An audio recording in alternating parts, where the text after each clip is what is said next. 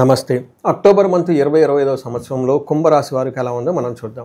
కుంభరాశిని కనుక గమనిస్తే మార్చి తర్వాత ఏలినాటి శని యొక్క ప్రభావం స్లోగా తగ్గుతూ వచ్చింది. కొంచెం లైఫ్లో ఇంప్రూవ్మెంట్ అయింది. ఇదే టైంకి మే తర్వాత ఎప్పుడైతే గురుడు వీళ్ళకి ఇంకా చాలా ఇంప్రూవ్మెంట్ రావడం స్టార్ట్ అయింది. అయితే లాస్ట్ 2 monthsగా కుంభరాశి వాళ్ళకి ఉన్నటువంటి ప్రాబ్లమ్స్ అన్నీ కొంచెం ఎక్కువయ్యి ఇబ్బంది పడే అవకాశం ఎక్కువగా ఉంటుంది.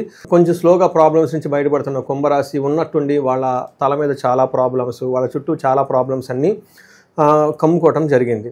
అయితే ఈ టైంలో అక్టోబర్ మంత్లో కుంభరాశి వాళ్ళకి ఇంకొంచెం ప్రాబ్లమ్స్ అధికమయ్యే అవకాశం ఎక్కువగా ఉంది. కొంచెం జాగ్రత్తగా ఉండటం, ఈ టైంలో ఆధ్యాత్మికంగా ఉండటం, మెడిటేషన్ చేయటం, యోగా చేయటం, తర్వాత బయటకు ఉన్న పరిస్థితుల మీద ఎక్కువగా మీరు రియాక్ట్ అవ్వకుండా మీలో మీరు ఆధ్యాత్మికంగా ఉండటం ఉంటే చాలా వరకు ప్రాబ్లమ్స్ అని పోయే అవకాశం ఎక్కువగా ఉంది. ధనిష్టం 2, 3, 4 పాదాలు, శతభిషం 1, 2, 3, 4 పాదాలు, తర్వాత పూర్వభాద్ర 1, 2, 3 పాదాలంతా మనకు కుంభరాశిలో ఉంటారు. అయితే ఇందులో మరి మీరు కనుక చూసుకుంటే ఈ కుంభరాశి వాళ్ళకి 9వ స్థానంలో 3 గ్రహాలు ఉన్నాయి.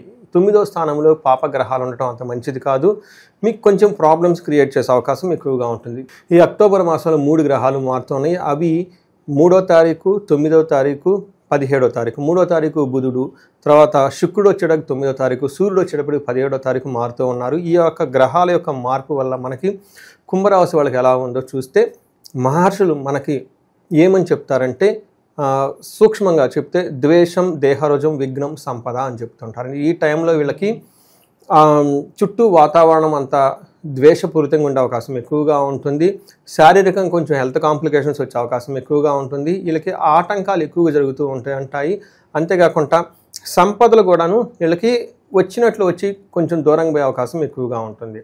మన డీటెయిల్స్ వివరాలు కనుక చూసుకుంటే సూర్యుడు 9వ ఇంట్లో ఉండటం వల్ల ఏం చెప్తారంటే నిందాపరాధ కలహం నిర్దేశచ్చ ధనక్షయ పుణ్యలాభార్థ నాశనాచ విచారో నవమే రవి అని చెప్తారు. అంటే ఈ టైంలో వీళ్ళు కనుక చూసుకుంటే నిందాపరాధ, వీళ్ళ మీద అనవసరంగా బ్లేమ్లు వేయటం, గొడవలు చేయటం, నిర్దోషి పాపం వీళ్ళ మీద ఎలాంటి గనక తప్పు లేకపోయినా కానీ వీళ్ళలో దోషం ఉన్నట్లు వేరే వాళ్ళంతా మిమ్మల్ని చూడటం, ఈ టైంలో ధనం కోల్పోవటం, ఏదైనా మంచి పని చేస్తే అందులో గనక సరైన రిజల్ట్ రాకుండా ఇబ్బంది పడటం, బాధపడి ఉండే అవకాశం ఎక్కువగా ఉంటుంది.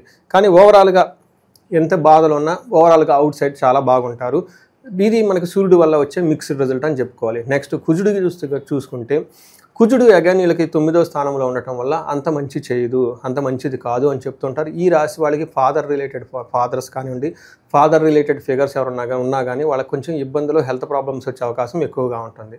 మనకి మహర్షులు సంస్కృతంలో ఏం చెప్తారంటే ఆశనాచ్చ ధనశూన్యం శోషణం దేహపీడనం స్థాననాశ విరోధచ్చ నవమేద్ భవేత్ ధారాసుతే అని చెప్తారు. ఈ టైంలో ఆశనాచ అంటే అన్న వస్త్రాదులు కొంచెం ఇబ్బంది పడే అవకాశము, దేహం అంతా ఎండిపోయినట్లు ఉండటం, దీనితో పాటు స్థాన నాశనం, కొంతమందికి జాబులు పోయే అవకాశం ఎక్కువగా ఉంటుంది, జాబ్లో ప్రాబ్లమ్స్ ఉండే అవకాశం ఎక్కువగా ఉంటుంది. ఇవి కొంచెం గమనించుకోవాలి. అంతేకాకుండా వీళ్ళకి ఓవర్ ఎక్స్పెండిచర్, విపరీతమైన ఖర్చు కూడా ఉండే అవకాశం ఎక్కువగా ఉంటుంది.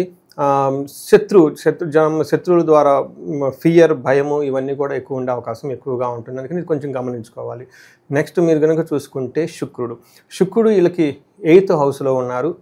8th హౌస్లో శుక్రుడు ఉండటం వల్ల ఇది మంచిదని చెప్తారు.